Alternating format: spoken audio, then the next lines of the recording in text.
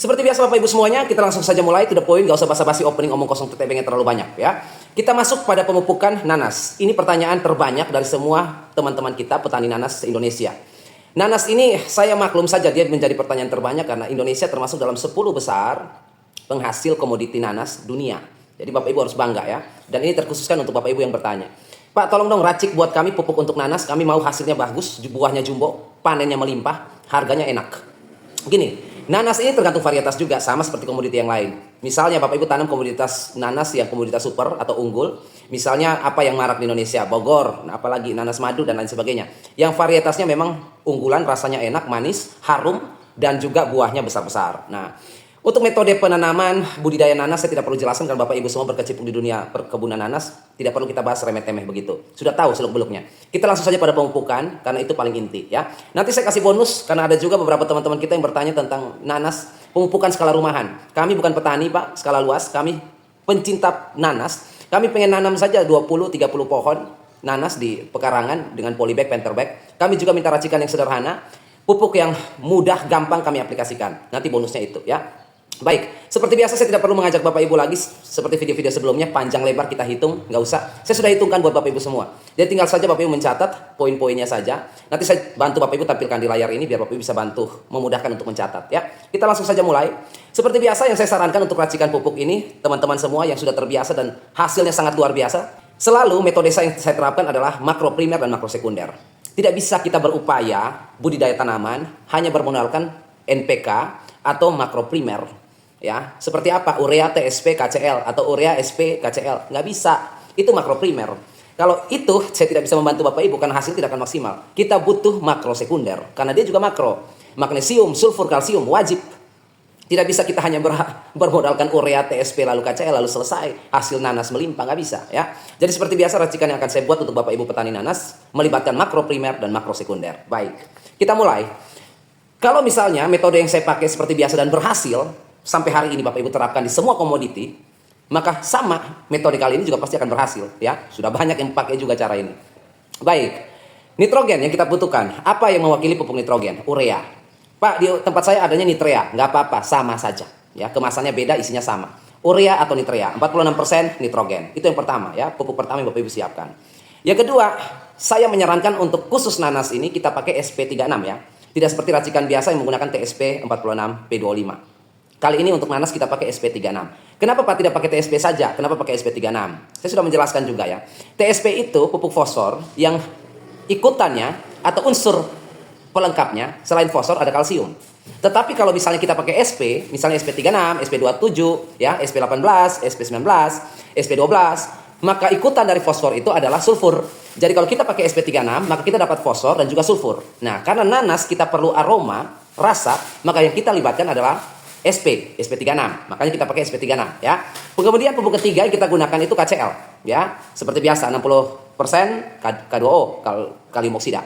Kemudian pupuk keempat kita bisa menggunakan magnesium sulfat patani ya. Kalau tidak ada magnesium sulfat patani bisa Bapak Ibu gunakan MAGS Merauke, itu juga bisa. Nah, Pak, ada nggak alternatif yang lebih murah lagi? Bisa kita pakai kisrit ya. Kalau ada, tetapi kebanyakan kan pupuk kisrit ini di tempat-tempat tertentu agak sulit. Kalau misalnya dapat, nggak apa-apa, pakai kisrit. Tapi kalau misalnya tidak ada, boleh pakai magnesium sulfat patani untuk kita bisa dapat magnesium dan sulfurnya. Oke ya. Yang terakhir atau yang kelima, kita perlu pupuk kalsium tambahan nitrat yaitu kalnit. Kalau tidak ada pupuk kalnit Merauke, kita pakai apa Pak? Bisa Bapak Ibu pakai CNG patani, itu juga bisa. Pupuk kalsium nitrat ini banyak, misalnya pupuk cantik, itu juga pupuk kalsium nitrat. Tetapi kenapa kita tidak pakai pupuk cantik? Karena nitratnya terlalu besar, 27% pada pupuk cantik. Kalsiumnya kecil. Sedangkan kita mau cari pupuk kalsium yang besar. Makanya kita pakai kalnit ya. Oke, berarti urea atau nitrea, SP36, KCL, kemudian magnesium sulfat patani atau misalnya kisrit juga nggak apa-apa. Kemudian kalnit atau CNG. Udah ya, 5 pupuk itu saja. Sudah cukup. Itu yang perlu Bapak Ibu siapkan. Oke, kita masuk pada perhitungannya. Pemupukan ini dari 5 pupuk ini, maka untuk pemupukan tahap pertama di usia 3 bulan nanas, itu tahap pertama. Karena sebelumnya pupuk dasar sudah kita berikan. Pupuk dasar yang perlu Bapak Ibu berikan cukup NPK Mutiara saja. Kalau bisa Patani, ya. NPK Mutiara Biru Patani. Kenapa demikian? Karena dia ada magnesiumnya. Tidak hanya NPK, ada magnesiumnya, ada sulfurnya, ada kalsiumnya. Plus mikronya juga ada. Patani. Jadi cuma beli NPK Mutiara Patani Biru saja 1616 ya, sebagai pupuk dasar atau pupuk awal itu bisa ya, seperti itu ya. Kita pakai. Kalau misalnya pupuk dasar NPK Mutiara Biru Patani, kami pakai berapa gram per titik? 10 gram cukup. Ya, untuk penanaman anakan nanas atau bibit nanas awal. 10 gram per titik. Tinggal dikalikan saja. Kalau 1000 pohon ya 1 kilo. Seperti itu ya. Sorry, 10 kilo.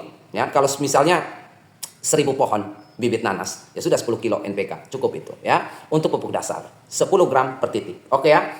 Kemudian kita masuk pada pemupukan pertama di usia 3 bulan. Dengan mengkombinasikan 5 pupuk tadi ya.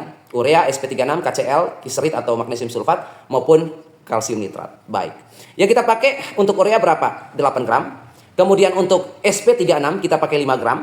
Ini saya hitung per titik ya, per pohon ya. Kemudian untuk KCL 6 gram. Untuk magnesium sulfatnya kita pakai 3 gram. Untuk kalnitnya, kalsium nitratnya kita pakai 5 gram. Maka totalnya menjadi 27 gram per titik tanam. Atau per satu tanaman nanas. 27 gram. Oke ya. Ini pupuk. Kalau misalnya Bapak Ibu merasa bahwa ini kebanyakan, bisa Bapak Ibu pakai 2 kali. Misalnya ada petani yang 2 kali pemupukan. Ada petani yang 3 kali pemupukan. Ada petani juga yang melakukan pemupukan 4 kali. Sampai panen nanasnya ya. 1 tahun ke atas, 1 tahun sampai 1 tahun setengah nanas dipanen ya. 12 bulan sampai 18 bulan biasanya. Varietas unggul di bawah itu, 14 bulan sudah matang. Bisa Bapak Ibu pakai misalnya, saya mau pemupukan 3 kali. Berarti pupuk usia 3 bulan ini bisa Bapak Ibu bagi 2. Ya, bisa dibagi 2. Misalnya 14 gram, 14 gram. 1 kali pemupukan ya. Itu bisa dibagi 2. Totalnya 27 gram tadi itu untuk usia 3 bulan ya. Kita masih genjot vegetatif ya.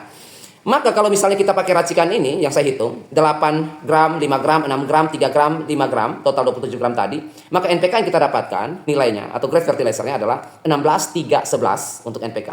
16 3 11 2 4 4 untuk magnesium, sulfur dan kalsium ya. Kombinasi grade fertilizernya seperti ini.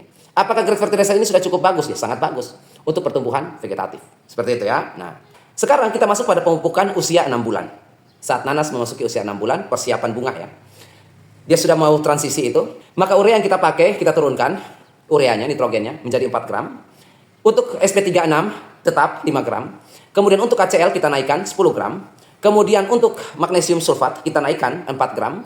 Kemudian untuk kalsium nitrat kita naikkan juga 8 gram. Jadi total yang kita perlukan per pohonnya dari 5 pupuk racikan kita adalah 31 gram per pohon ya. Nah, NPK yang kita dapatkan atau grade fertilizernya seperti apa? Maka NPK yang kita dapatkan adalah 10 3 16. Kebalikan dari grade fertilizer yang pertama ya.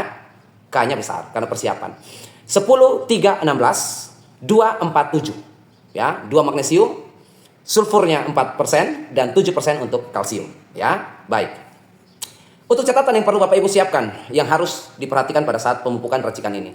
Yang pertama, pastikan seperti biasa informasinya, media tanam harus lembab untuk penyerapan lebih sempurna ya. Media tanam dipastikan lembab. Oke ya. Kemudian yang kedua, kalau misalnya ditabur, saya sarankan untuk jangan langsung dipangkal batang. 7 sampai 10 cm untuk penaburan pupuk ya, lalu dipendam kembali. Nah, di sini ada sesuatu hal penting dari reaksi kimia yang harus Bapak Ibu ketahui sebagai petani awam. Kita tadi menggunakan kalsium nitrat, kalnit ya atau CNG. Tetapi kita juga menggunakan KCL. Dua-duanya sifatnya hampir sama.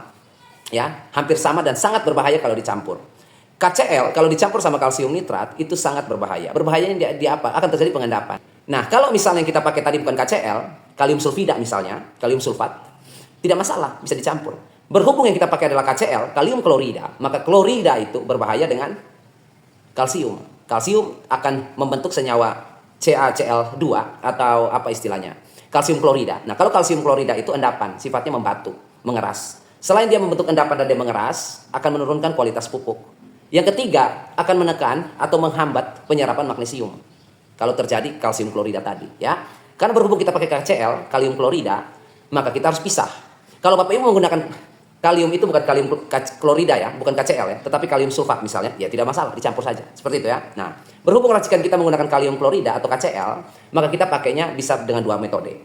Metode yang pertama, bisa Bapak Ibu pakai selingan ya. Jadi misalnya untuk kalsium nitrat tadi, misalnya di tahap awal kita pakai 5 gram dan tahap 6 bulan tadi kita pakai 8 gram, kita bisa memberikan kalsium nitratnya 3 hari setelah pemupukan pertama. Ya, jadi Bapak Ibu kasih dulu di hari Senin, hari Kamis boleh kita kasih kalsium nitrat. Kalnit, bisa itu ya, cara pertama. Pak, ribet Pak. Masa Senin pupuk, Kamis pupuk lagi. Itu pun satu jenis saja. Gimana biar sekaligus? Baik, kalau misalnya mau sekaligus, maka kita perlu membuat 2 lubang pupuk. Lubang pupuk pertama, nanti Bapak Ibu isinya 8 gram untuk pemupukan awal ya, 3 bulan ya. 8 gram urea, 5 gram SP36, 6 gram KCl, 3 gram magnesium sulfat. Itu di lubang sebelah kiri. Kemudian lubang yang sebelah kanan cukup menggunakan 5 gram kalsium nitrat saja. Jadi terpisah. Kalau MOS 1 kali pemupukan, seperti itu ya. Nah, itu pun berlaku sama untuk 6 bulan ya. Jadi kalau misalnya Bapak Ibu mau pakai seperti itu, metode yang kedua boleh. Jadi sekali pemupukan saja. Tetapi kalium klorida atau KCl di titik pemupukan berbeda dengan kalsium nitrat di titik pemupukan berbeda. Karena kalau kalsium bercampur dengan klorida, jadinya kalsium klorida. Seperti itu ya, pengendapan. Baik. Kemudian ini bonus tadi ya, saya janjikan untuk Bapak Ibu semua skala rumahan. Nah, kalau bonus ini kan gampang. Otomatis kan tidak irit-irit pupuk. Maunya kan maksimal hasilnya ya, skala rumahan. Bapak Ibu cukup menggunakan 3 pupuk saja. Beli 3 pupuk saja. Yang pertama, Bapak Ibu beli yang namanya Profit Hijau dari Merauke. Ya, itu pemupukan awal. Ya, bisa Bapak Ibu pakai Profit Hijau. Itu usia tanam dari 1 bulan sampai 3 bulan. Pakai saja Profit Hijau. Ya, nanti masuk ke bulan ketiga, seterusnya Bapak Ibu bisa menggunakan NPK Mutiara Seimbang, NPK 1616 Petani. Itu pupuk kedua. Sampai usia berapa? Sampai usia 6 bulan. Penggunaannya sama 10 gram juga. Ya.